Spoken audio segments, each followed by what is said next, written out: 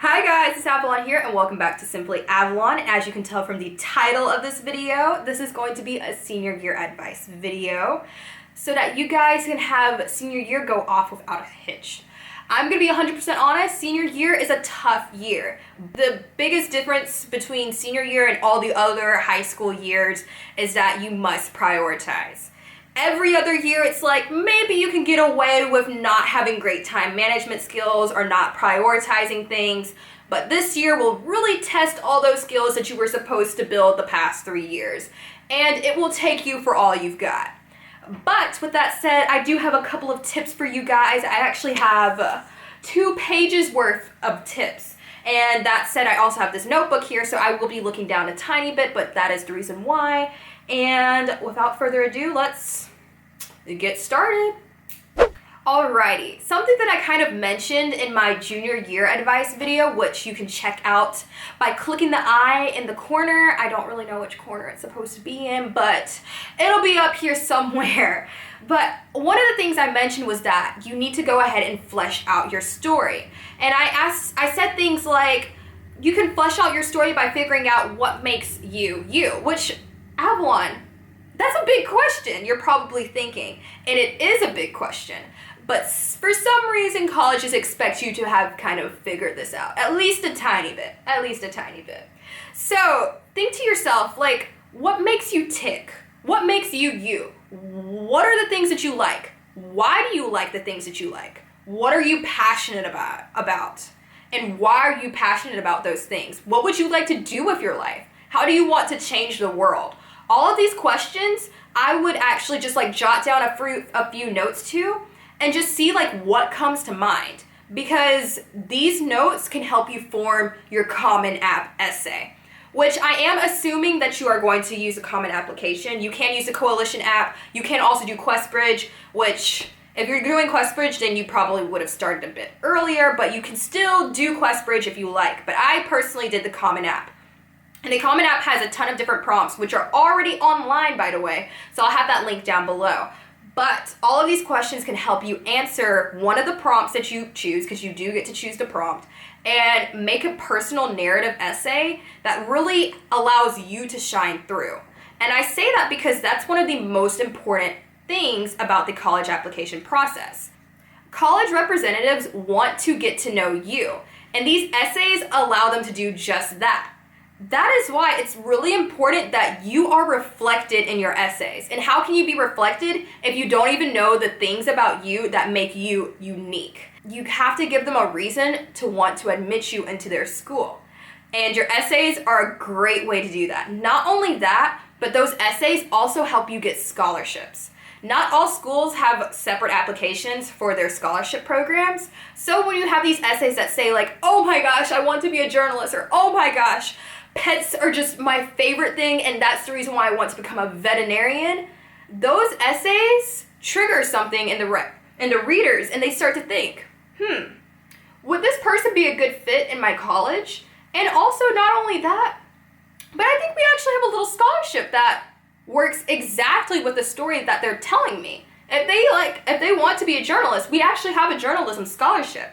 Let me forward this to that scholarship panel and see what they think about this applicant. You get what I'm saying? Obviously, not every school works that way, and you have to research those schools that you're interested in so that you understand the process a bit better, but that's basically like my SparkNotes version, and it's the reason why you have to figure out your personal story, because that story needs to be easily read through your essays, and that's super important if you want to get into the higher up colleges. And I'm thinking like your Ivies, I'm thinking about your public Ivies, so like UNC Chapel Hill, UMichigan, that sort of thing. In my junior year advice video, I did say that it's super important to go ahead and start applying early.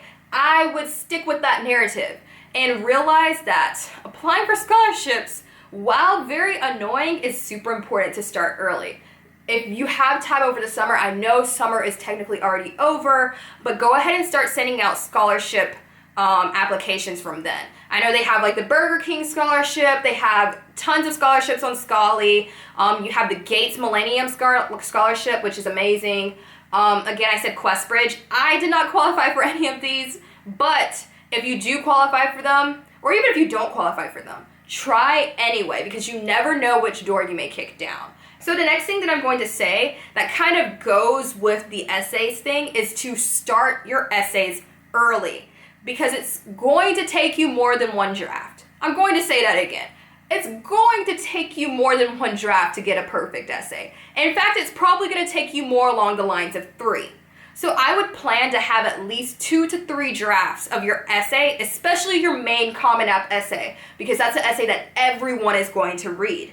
So you want that essay to be like the crown jewel of your application. Start on it early and rewrite.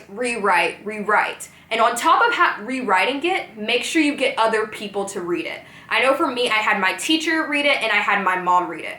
Both of them, I knew that I could trust their opinions, and I also knew that they wouldn't edit out my voice, because that's super important in this day and age, that you're not getting the run-of-the-mill essay to these colleges. You want to, as I said before, with crafting your own story, you want to make sure that that story that you crafted is reflected through the essay that you write.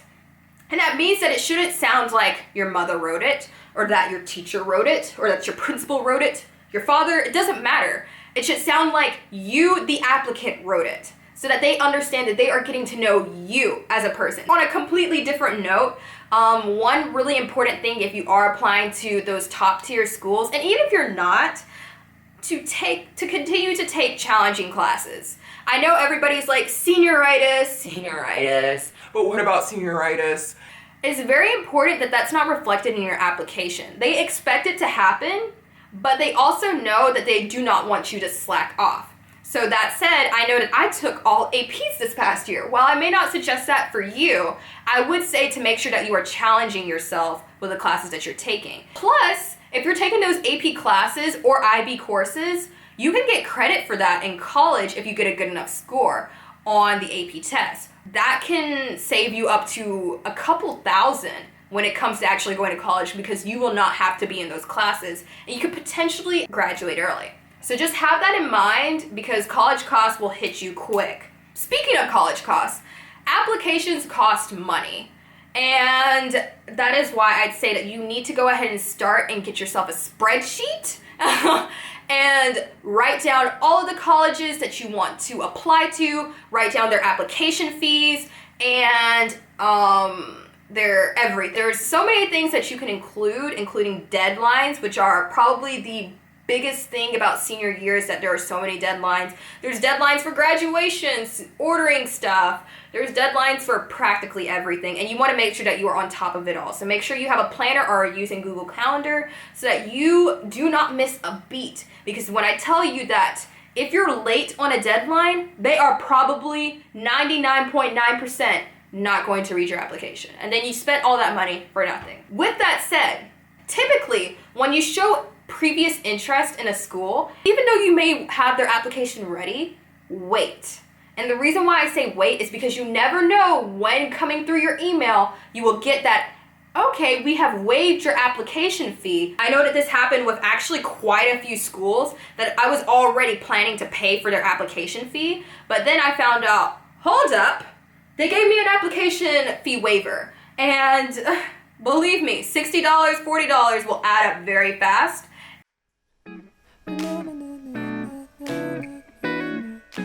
Along those lines, ask for your recommendations early.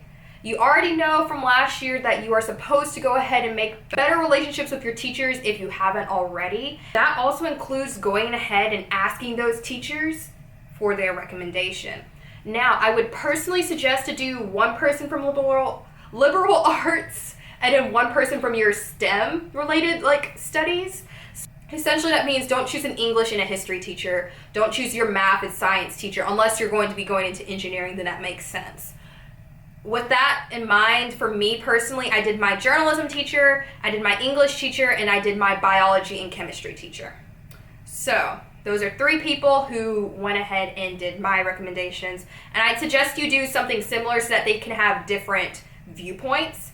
And for me, I love journalism, so I knew I wanted my journalism advisor, my newspaper advisor, to write a recommendation.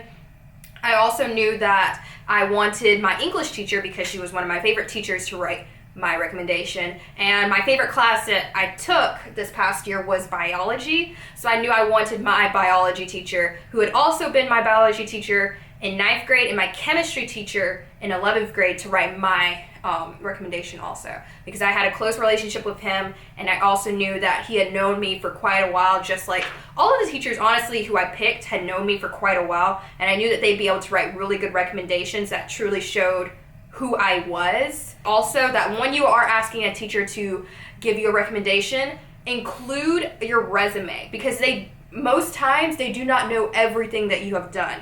And even if they do, they may forget a couple of things. So by having that, and maybe like a little sticky note saying, hey, I want to get into this caliber of school, please try and write a super strong recommendation for me. Those are the types of things that can help guide your teacher to write the type of recommendation that you would probably want. So on top of that, if you have any questions, contact your counselor and your college representative.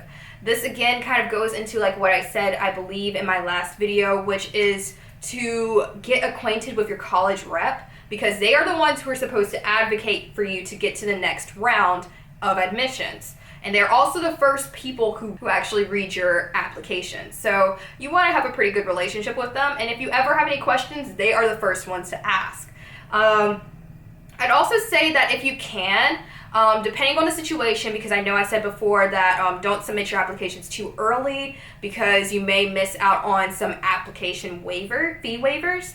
But I will also say make sure that you don't wait till the deadline, because you could miss out on the opportunity to interview with an alum. Because I got to interview with Vanderbilt, with the Ivies that I applied to, and they really helped me get a picture of how I would fit on campus, and also really helped answer my questions from like a past student's perspective, and they were just really enlightening, and they were probably my favorite parts of it was definitely my favorite part of the application process. So if you guys actually want a video on like my tips and tricks for interviews, I can totally give that to you guys and make that in the future. But my biggest tip is to look for fly-in programs. I was not able to visit every single school that I applied to on my list, because it just would have been way too expensive to do so. But these fly-in programs allowed me to visit these colleges for free. Let me say that again, for free. I got to visit Rice, I got to visit Williams, I got to visit Washington and Lee. And I'm telling you, that made the difference in my college decision, because I knew, hey, I don't like the vibe of this college, or I love the vibe of this college. I could see myself thriving here at this college, and it's really important that you have opportunities to do just that, because they can really change the idea of where you think that you will go. Because there are a lot of colleges that I thought I would love it there, and then I arrived there and I was like, oh, I don't know about that. Let me rethink it a little bit. The last thing I'm going to say is to take the ACT, the SAT, or your SAT-2s, which are your subject tests, for the last time. If you don't have the score that would make you competitive. If you already have a good enough score, then I'd say leave it alone. And most of all, have a great year and have fun. I know that sounds super cliche, but this is your last year in high school, and it flies by. Like, I'm not gonna lie, these past 2 years went by so fast, and now I'm like a week and a half away from moving into college, and it's just like, what? But it's been a wild ride, but a very fun ride and a very fulfilling ride, and I really hope that this advice video gives you a few little tips and tricks that will help you along the way for your senior year. Obviously, you're going to have to make your own mistakes and also find out what works the best for you. And I really think that's all I have to say for this video. Don't forget to like, comment, and subscribe. Bye, guys.